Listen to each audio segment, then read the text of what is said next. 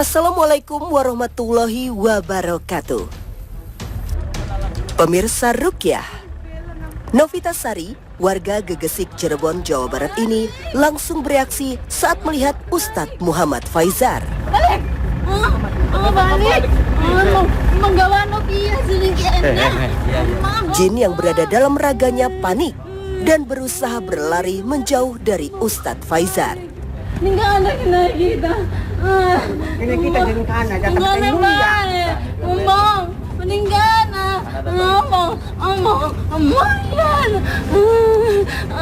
ya. Ustadz Faizar yang belum mulai melakukan terapi ruqyah memercikan air ke wajah Novita.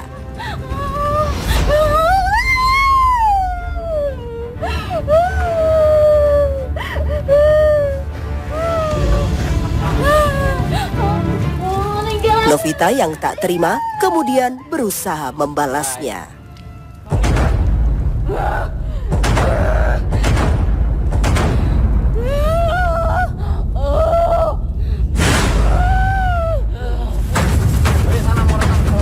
Dengan sorot mata yang tajam, Novita berusaha melawan dan melumpuhkan Ustadz Faizar.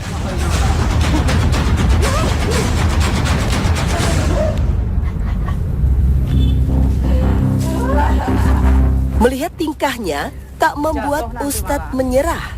Ia tetap sabar sambil mulai membaca doa ruqyah.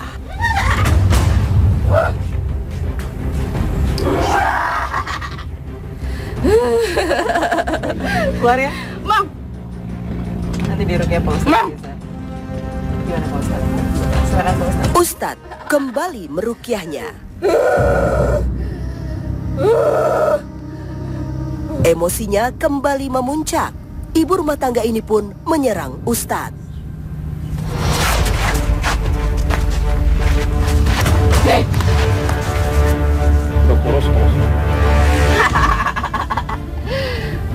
Bisa kayak ya, aku mau masuk dulu ke belakang. Pemirsa Ruqyah, energi gaib masih saja bertahan dalam tubuh Novi. Yang mau dianterin pulang, ada apa? Saat di jalan pulang ke rumah pun, Jin tetap masih menguasai raga Novita. Ayo telepon apa?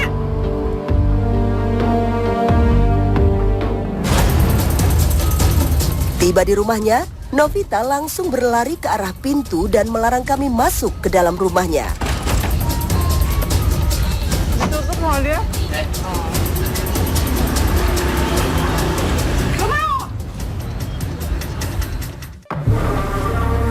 Pemirsa Ruqyah, mendengar murotal ayat suci Al-Quran dari sebuah masjid, Novita kembali bereaksi. Kali ini, jin ular yang masuk ke dalam raganya. Selanjutnya, Ustadz meminta Sopendi memijit bagian-bagian tertentu pada tubuh Novi.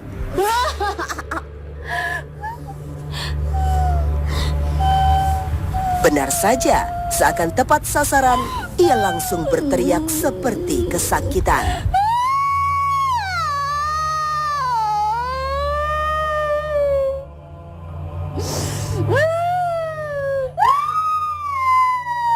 Nah, untuk jin ular itu mereka biasanya ada di area tulang ekor. Jadi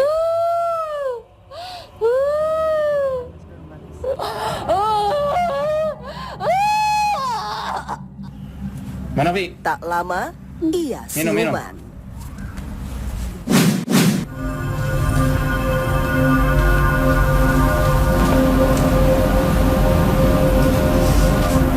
Pemirsa Ruqyah, Novita mengalami gangguan gaib sejak duduk di bangku sekolah. Melihat dari ciri-cirinya, Novita dijadikan tumbal pesugihan oleh orang yang tidak bertanggung jawab. Akibatnya, Novita menjadi sering sakit dan tubuhnya menjadi kerap dikontrol makhluk gaib. Dan ini membuatnya sering jatuh pingsan.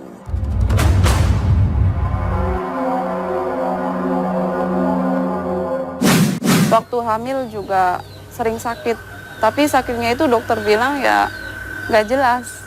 bagian dada sesek, terus sama kepala pusing, terutama ini perut sakit katanya.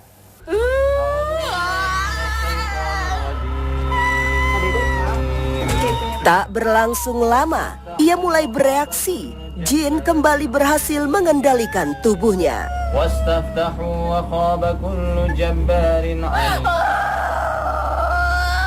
Novi kembali dikontrol jin.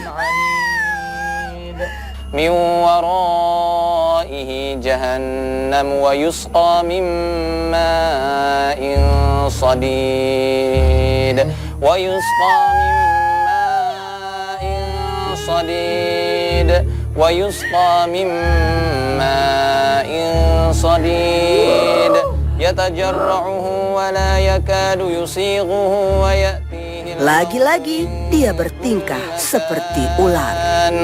Wa ya'tihil mautu min kulli makan. Mathalul ladzina kafaru bi rabbihim a'maluhum karamadin ishtaddat bihir rih.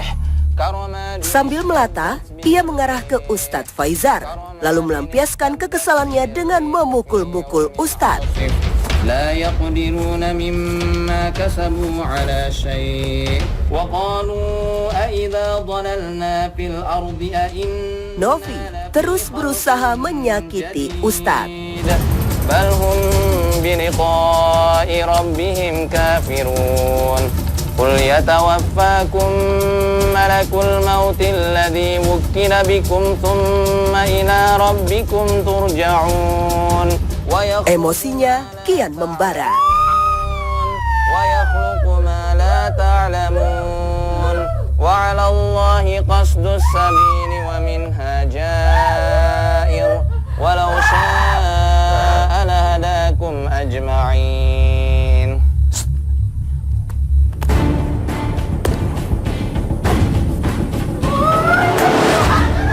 والذي أنزل من السماء ماء لكم منه Sekejap, ia menjadi lemas tak berdaya. Walaupun mulai lemah, tapi jin itu tetap berusaha menyerang Ustadz Faizar.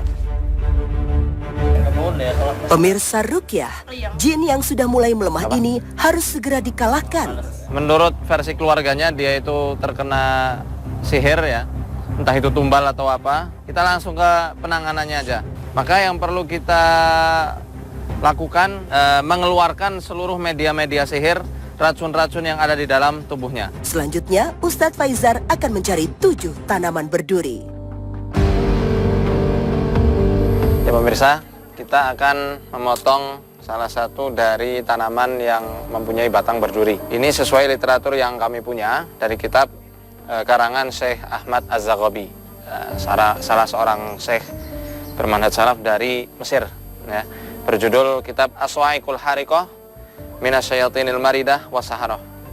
Ya, jadi untuk pengobatan sihir beliau menganjurkan dengan dimandikan menggunakan 7 batang berduri.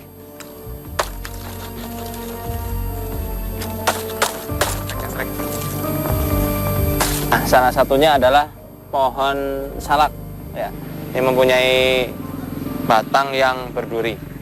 Nanti akan kita rebus batangnya. Kadang bisa digunakan daunnya, kadang juga batangnya. Tapi kali ini kita akan menggunakan batangnya. Nah, kita cari lagi.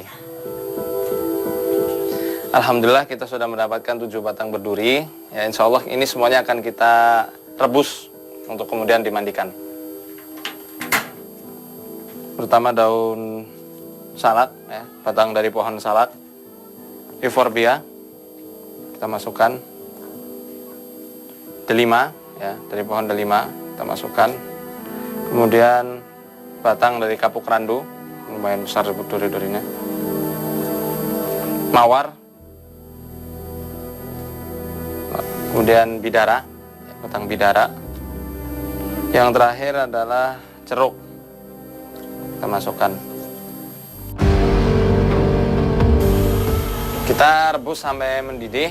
Ya, nanti kalau sudah mendidih kita angkat, masukkan ke dalam sebuah wadah, mau ember atau gentong atau yang lainnya. Mandikan dalam keadaan hangat kuku ya. Jadi nanti bisa ditambahkan air.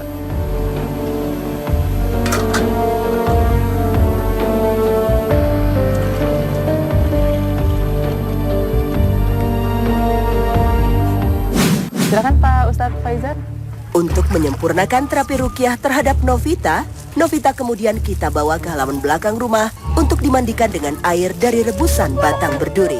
Palanya.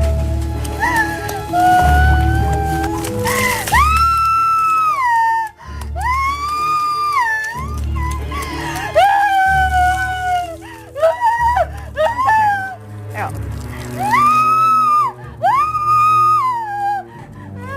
Yang kencang. Allahu Akbar. Nah.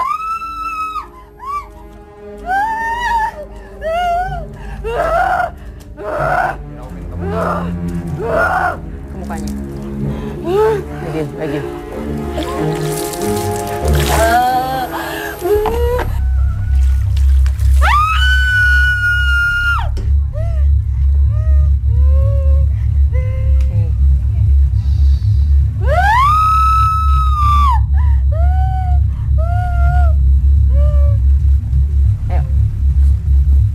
Allahu Akbar, Allahu Akbar, Allahu Akbar, Allahu Akbar. Asyhadu an la ilaha illallah. Asyhadu an la ilaha illallah. Adzan tadi yang kita kumandangkan adalah sebuah nida ya. Seruan yang mana seluruh makhluk-makhluk yang mendengarkan adzan dalam hadis yang sahih dikatakan kelak di hari kiamat akan didatangkan Allah sebagai saksi atas adzan yang dikumandangkan oleh para muadzin. Alhamdulillah, Novita kini telah sadar. Semoga jin yang selama ini mengganggunya bisa benar-benar pergi meninggalkan Novita.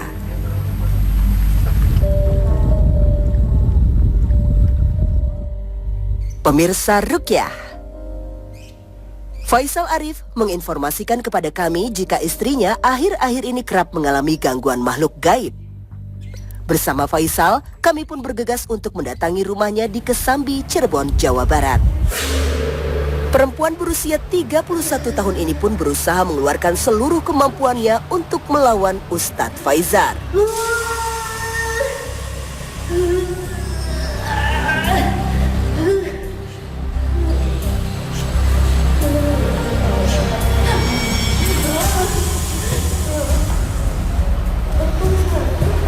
Dan kini ia jatuh terkulai.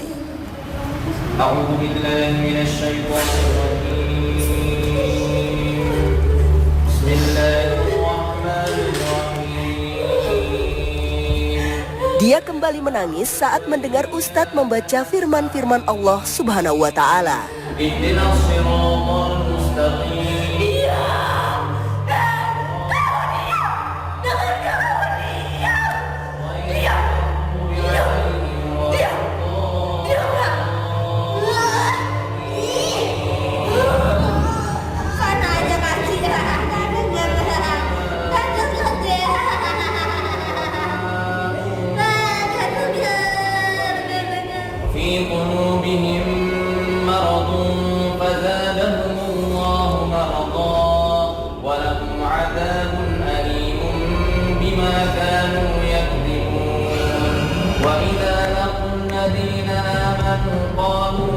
Melihat gangguan yang Mia alami, secara spontan Ustadz Faizar meminta jeruk lemon kepada Arif.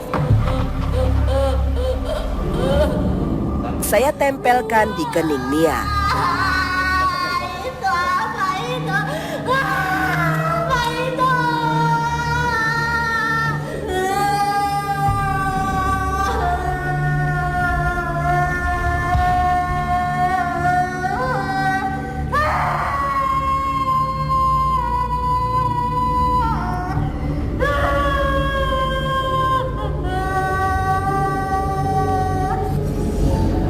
Sementara Ustadz Faizar membuat ekstrak jeruk lemon dan kemudian meruqyahnya.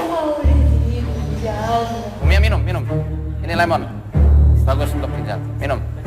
Bismillah. Jin dalam raga Mia pun merasakan reaksinya hingga Mia berteriak histeris.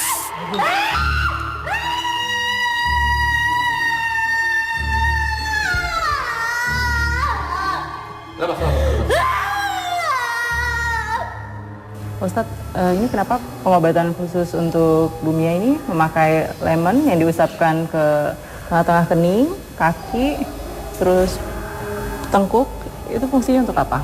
Penyakit al-masu ya, atau yang sering kita artikan kerasukan. Jin itu kan sebenarnya ada tahapan-tahapan masuk ke tubuh manusia. Ada yang dia nempel di kulit, ada yang ya masuk ke pori-pori sampai ke aliran darah. Ini yang jelas hadisnya ya. Inna syaitana yajri min ibni Adam majrad dam. Setan berjalan-jalan di tubuh manusia melalui pembuluh darahnya. Ada yang sampai ke sumsum, ada yang di hormon juga ada. Maka kita pakai lemon ini untuk mengusir mereka yang melalui pori-pori tubuh manusia.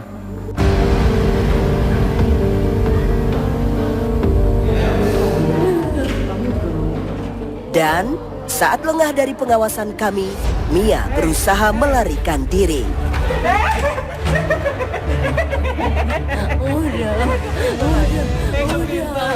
Udah. Lagi-lagi Mbak Mia ini berusaha untuk lari ya, keluar dari rumah.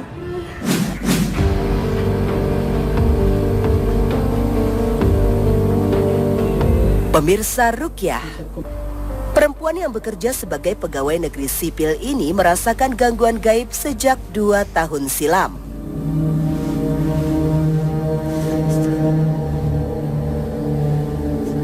Gangguan yang menimpanya pun beraneka macam.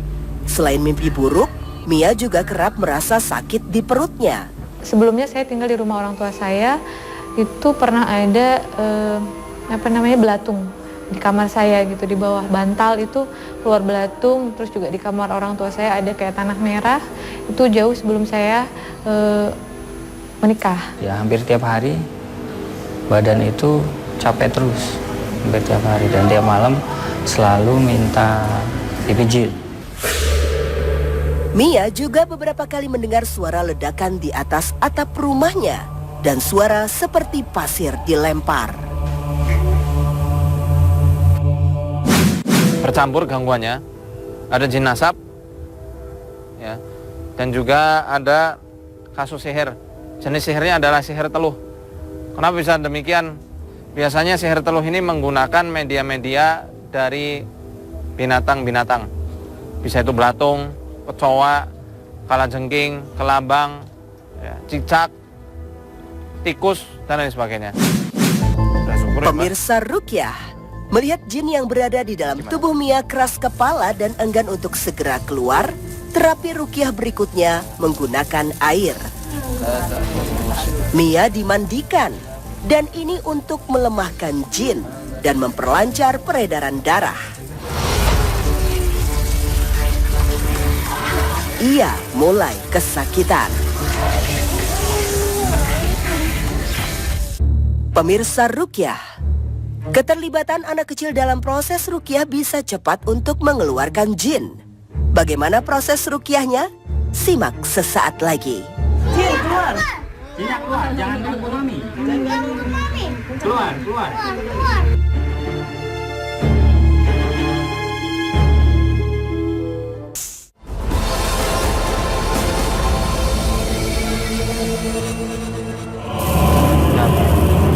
Sini dek. Gibran, anak Mia yang masih berusia 4 tahun ini terus memandangi ibunya. Ikutan. Alhamdulillah. Ustadz Faizar kemudian mengajak Gibran untuk bersama-sama merukyah Mia. Dengan membaca Al-Fatihah, tangan Gibran terus memegang kepala Mia. Jinnya keluar. Jin keluar. Jinnya keluar, jangan ganggu mami. Jangan ganggu mami. Jangan ganggu mami, tepuk kepala mami, tepuk kepala mami. Jinnya keluar. Jangan ganggu mami. Jin semakin bereaksi. Mia kembali merasakan mual-mual. Sini ya, sini. Ayo, Jin. Inilah mukjizat Al-Quran Keluar. Ayo. yang diperuntukkan untuk seluruh umatnya Nabi Muhammad SAW. Tak terkecuali anak kecil pun bisa. Jin keluar. Mia semakin tak berdaya. Keterlibatan Gibran dalam terapi rukyah terhadap ibunya membuat jin yang berada di dalam tubuh Mia cepat keluar. Tiup Gibran. Alhamdulillah, kondisi Mia kini semakin lebih baik. Jin telah menyerah dan meninggalkan tubuh Mia. Kalau Ustadz Faizar, kenapa harus Gibran yang turun tangan langsung merukyah Mbak Mia? Sebenarnya tidak harus, tapi kita ambil orang ya yang paling dekat hubungan batinnya. Pertama di sini adalah anak laki-laki terutama. Itu hubungan batin sama ibunya kuat, itu juga sekaligus membuktikan mukjizat Allah berupa Al-Quran yang diturunkan pada Rasulullah SAW itu menyeluruh untuk siapa saja. Terima kasih atas perhatian Anda. Wassalamualaikum warahmatullahi wabarakatuh.